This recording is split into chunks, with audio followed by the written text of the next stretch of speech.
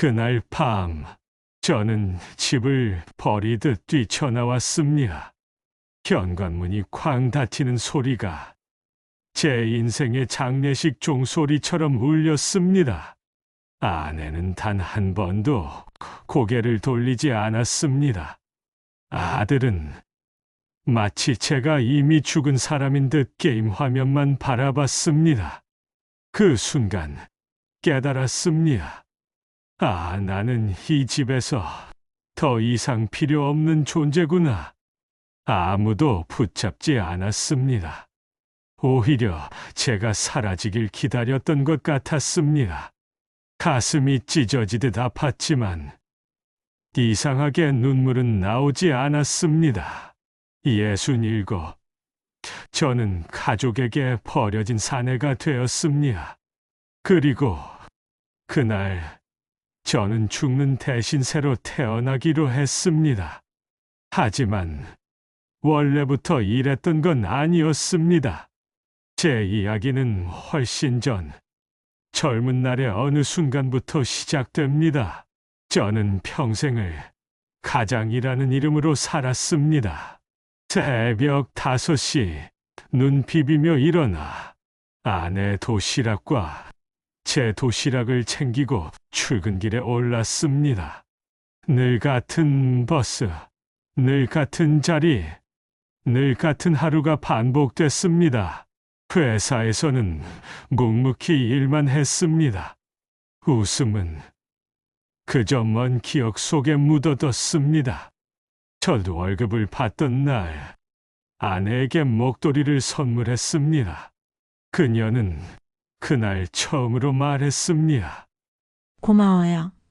그 짧은 한마디가 제 인생의 전부가 되었습니다. 그때 저는 행복했습니다. 아이와 공원에서 종이 비행기를 날리며 까르르 웃었습니다. 겨울밤 눈을 맞으며 가족 사진을 찍었습니다. 사진 속 제 얼굴은 지금보다 훨씬 환했습니다. 손주가 태어났을 때 병원 복도에서 눈물이 터져 나왔습니다. 가족을 위해 사는 게 제 삶의 이유였습니다. 저는 제 자신을 조금도 돌아보지 않았습니다. 모든 선택은 가장이라는 이름 뒤에 묻혔습니다. 제 꿈은 사라지고 책임만 남았습니다. 그래도 버틸 수 있었습니다. 가족이 곁에 있었으니까요. 퇴직날 축하의 박수 소리가 쏟아졌습니다. 이제 편히 쉬세요. 그 말이 저를 낯설게 만들었습니다. 쉬는 법을 몰랐던 저는 집에서 점점 작아졌습니다. 아침마다 허공을 바라보다가 결국 소파에만 앉아 시간을 흘려보냈습니다. 하루하루가 길었고 제 존재는 점점 투명해졌습니다. 식탁에서 제가 꺼낸 말은 늘 허공에 흩어졌습니다. 아버지, 그 얘긴 좀 그만하세요. 그 말 한마디에 저는 입을 닫았습니다. 그날 이후 제 목소리는 아무도 듣지 않았습니다. 거실 한가운데 앉아 있는데도 모두가 흩어졌습니다. 저는 벽에 붙은 그림 같았습니다. 존재하지만 누구도 바라보지 않는 그림. 그것이 제 인생이었습니다. 아내는 더 이상 제 눈을 보지 않았습니다. 대화는 줄었고 대신 한숨이 늘었습니다. 아내는 TV 속 남자에게 더 크게 웃었습니다. 아들은 눈도 마주치지 않았습니다. 제 카드는 당연한 듯 사용됐습니다. 하지만 감사합니다. 한마디 없었습니다. 저는 그저 지갑이자 집안의 그림자였습니다. 손주 생일에 선물을 사주려 했습니다. 요즘 그런 거 안 해요. 그 한마디에 마음이 무너졌습니다. 나는 손주조차 기쁘게 해줄 수 없는 존재인가? 그날 밤 거울 속 제 얼굴은 낯선 노인의 모습이었습니다. 피곤한 눈 밑 꺼진 어깨, 그리고 쓸쓸한 주름들. 한때는 가족의 버팀목이었던 남녀, 이제는 아무도 기대지 않는 돌덩이. 저는 점점 사라지고 있었습니다. 그 사실을 아무도 눈치채지 못했습니다. 어느 날 아내가 전화를 하며 말했습니다. 우리 집은 이제 그냥 조용해. 남편도 조용하고. 그 말이 제 귀에 비수처럼 꽂혔습니다. 조용한 게 아니었습니다. 사라진 것이었습니다. 저는 더 이상 그 집의 주인이 아니었습니다. 단지 공기 같은 존재, 없어도 되는 그림자였습니다. 그날 밤, 저는 방 안에서 한참을 앉아 있었습니다. 침묵은 칼처럼 날카로웠습니다. 그리고 결심했습니다. 나는 이 집을 떠나야 한다. 누구도 원하지 않는 자리에서 더는 앉아 있지 않으리라. 짐이라고는 옷 몇 벌이 전부였습니다. 작은 가방에 차곡차곡 넣으며 이상하게 손이 떨렸습니다. 마지막으로 거실을 바라봤습니다. 아내는 무심히 드라마를 보고 있었습니다. 아들은 이어폰을 낀 채 고개도 들지 않았습니다. 나는 이미 없는 사람처럼 아무도 눈길조차 주지 않았습니다. 그 순간 문득 깨달았습니다. 이 집은 더 이상 제 집이 아니구나. 가방을 들고 현관으로 향했습니다. 발소리를 죽였지만 심장은 요동쳤습니다. 문 손잡이를 잡았을 때 손바닥에 식은땀이 맺혔습니다. 그리고 콱! 문이 닫히는 소리가 제 인생의 장례식 종소리처럼 울려 퍼졌습니다. 아무도 고개를 돌리지 않았습니다. 아무도 붙잡지 않았습니다. 그들은 기다렸던 듯 아무렇지 않게 각자의 화면을 바라봤습니다. 그 순간 저는 완전히 이해했습니다. 나는 이제 이 집에서 필요 없는 사람입니다. 그렇게 저는 쓸쓸히 골목길로 걸어 나왔습니다. 가로등 불빛이 길게 제 그림자를 늘렸습니다. 어딘가로 가야 했지만 갈 곳이 없었습니다. 그제야 눈물이 맺혔습니다. 하지만 끝내 흘러내리진 않았습니다. 마음은 이미 메말라 있었습니다. 67.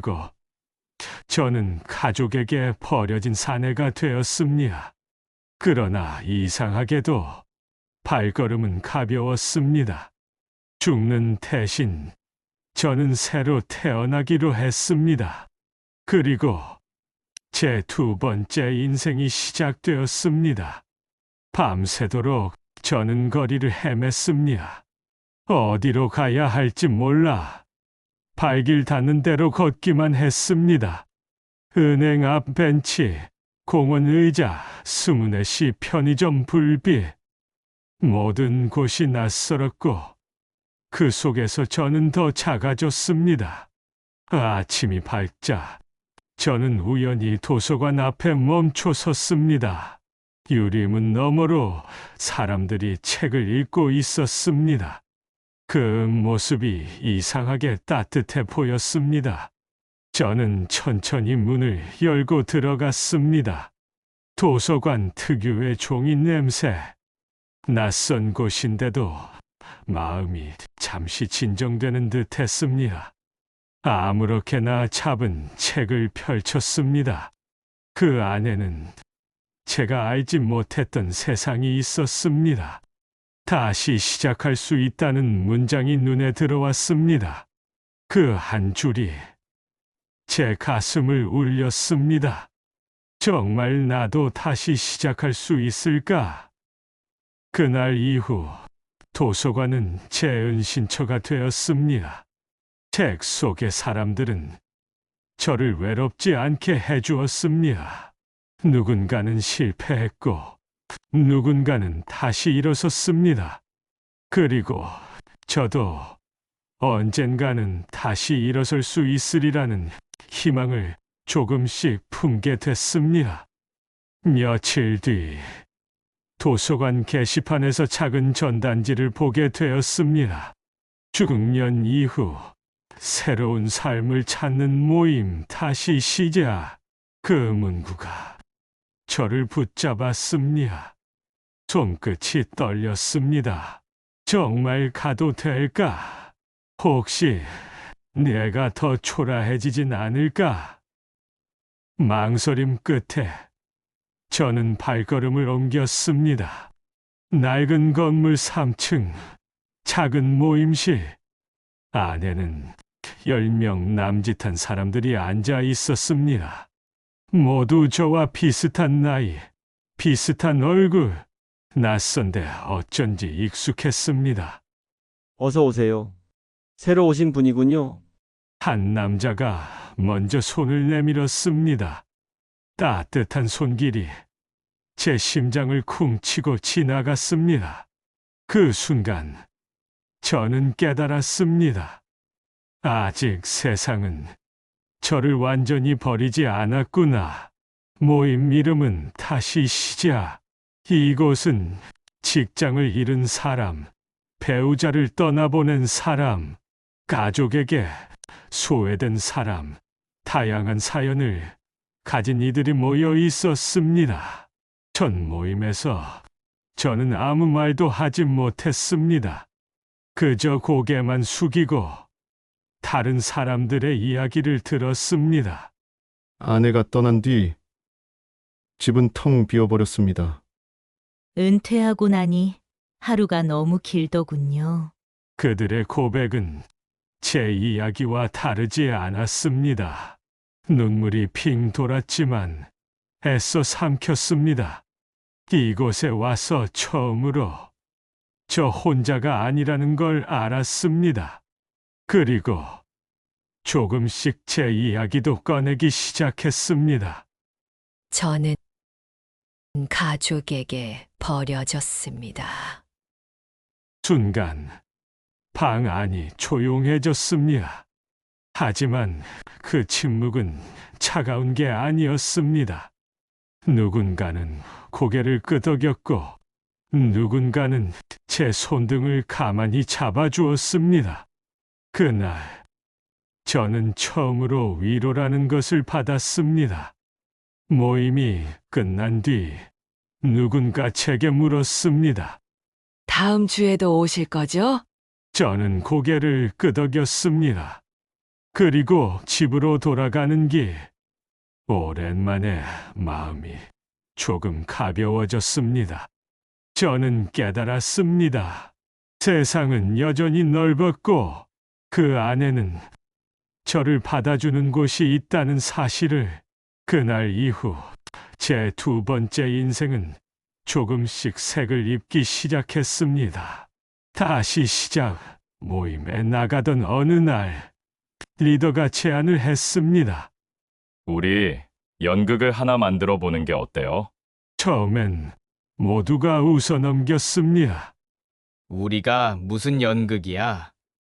나 같은 사람은 대사도 못 외워. 하지만 리더는 포기하지 않았습니다.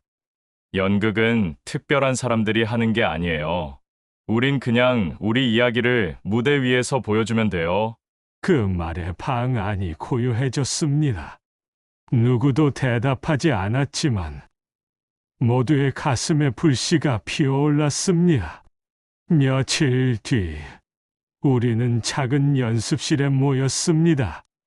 낡은 피아노, 삐걱대는 의자, 그러나 어쩐지 설레는 공간. 이곳에서 우리의 새로운 도전이 시작되었습니다. 저는 처음에 무대에 서는 게 두려웠습니다. 사람들 앞에 서면 목이 막히고 발이 굳었습니다. 내가 왜 여기에 있는 걸까? 후회가 밀려왔습니다. 그러던 어느 날 대사를 잊고 멍하니 서 있던 저를 보며 한 여인이 다가와 속삭였습니다. 괜찮아요. 저도 늘 틀려요. 그녀의 미소는 오랜만에 보는 따뜻함이었습니다. 이름은 은희. 남편을 먼저 떠나보내고 홀로 살아가는 사람이었습니다. 우리는 함께 연습하며 가까워졌습니다. 대사를 맞춰보며 웃기도 하고 실수할 때 서로를 다독여 주었습니다.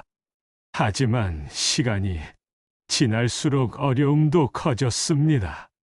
누군가는 건강 문제로 빠지고 누군가는 가족의 반대에 부딪혀 그만두려 했습니다.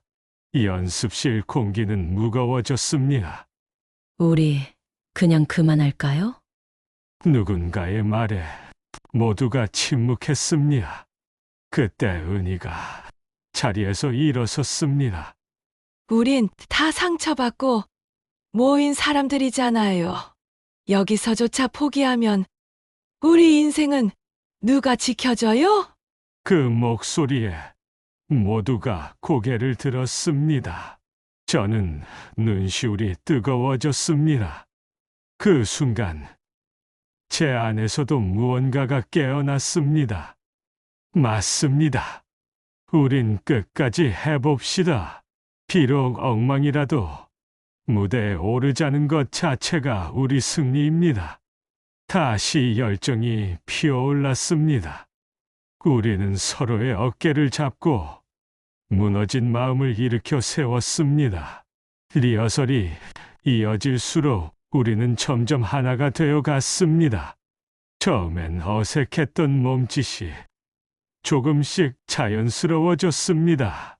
서툴지만 진심이 담긴 연기는 보는 이들의 마음을 움직일 힘이 있었습니다. 그러나 개막을 앞둔 어느 날 큰 비극이 찾아왔습니다. 함께하던 동료 한 명이 갑작스럽게 세상을 떠난 겁니다. 그 자리는 텅 빈 듯 터져냈습니다.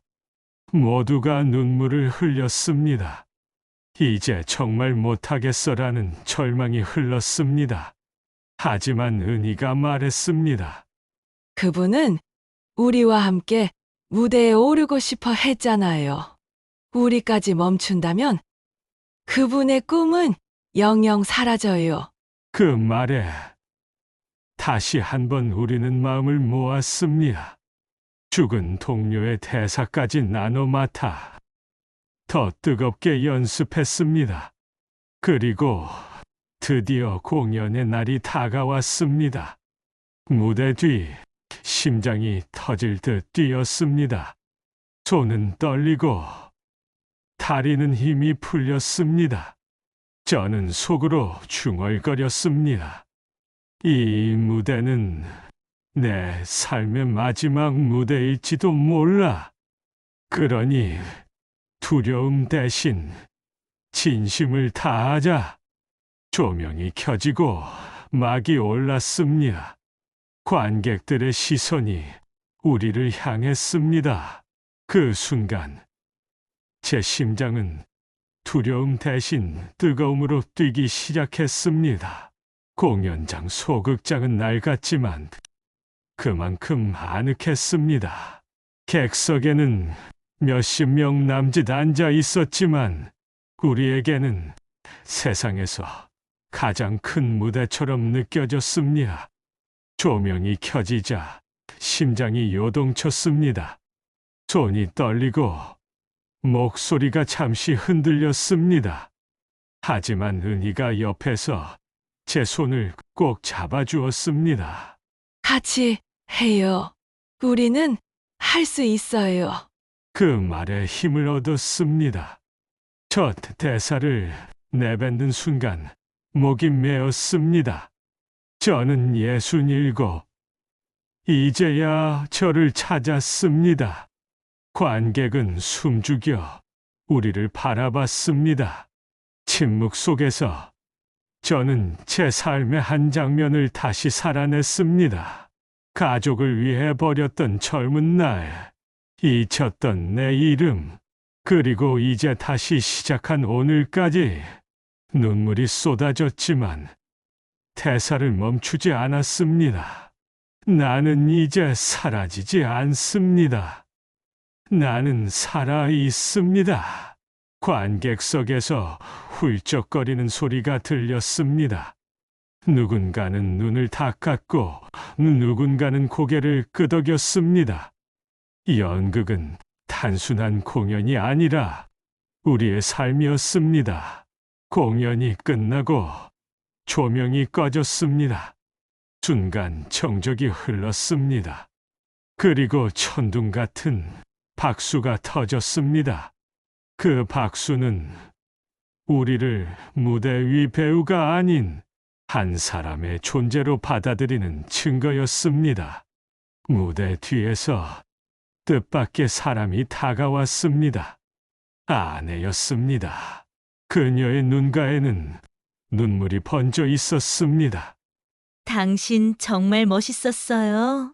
그 말 한마디에 가슴이 벅차올랐습니다. 67년 인생인 눈앞을 스쳐 지나갔습니다. 그제야 남편이 아니라 한 남자로 인정받은 듯한 기분이 들었습니다. 뒤이어 아들과 손주가 달려왔습니다. 아버지 정말 대단했어요.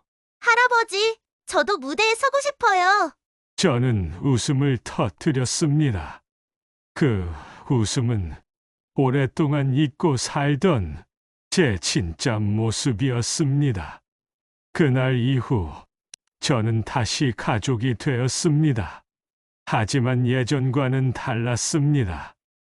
이번에는 제가 먼저 저 자신을 가족으로 받아들였습니다. 저는 이제 쓸모없는 존재가 아닙니다. 저는 제 삶을 다시 찾은 사람입니다. 늦은 나이에 진짜 삶을 시작했습니다. 그 삶은 누구의 것이 아닌 제 것이었습니다. 누군가의 아버지, 남편, 가장이기 전에 저는 저 자신이었습니다. 그 사실을 깨닫는데 67년이 걸렸습니다.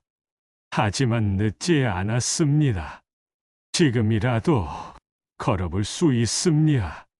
당신의 이름을 다시 불러줄 사람이 있습니다. 당신의 이야기를 기다리는 무대가 있습니다. 그리고 당신은 여전히 살아 있습니다. 살아 있다는 건 선택할 수 있다는 뜻입니다. 외로움 속에서도 우리는 다시 시작할 수 있습니다. 저는 그것을 증명했습니다. 그리고 당신도 분명히 할 수 있습니다. 이 이야기가 당신의 첫걸음이 되기를 바랍니다.